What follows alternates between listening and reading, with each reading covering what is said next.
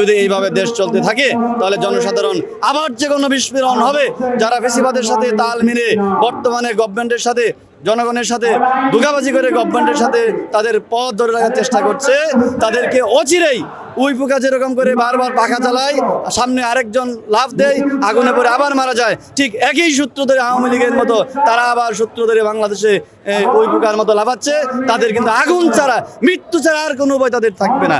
আমরা ঘোষণা করতে চাই, ওই জুলাই সনদ সহ আমাদের গণ অভ্যুত্থানে যারা শাহাদাত বরণ করেছে, তারা রক্ত দিয়েছিল, তাদের অধিকার আদায়ের জন্য এমন সনদ প্রকাশ করতে হবে যেই সনদের ভিত্তিতে ফেসিবাদ ভিত্তিক যে আমাদের যে সংবিধান ছিল এটা সরাসরি আউট হবে এবং জনগণের ভিত্তিতে ইসলামী সরকার 92% মুসলমানের যে মতাদর্শ ইসলামিক মুভমেন্টের একটি সরকার গঠিত হবে।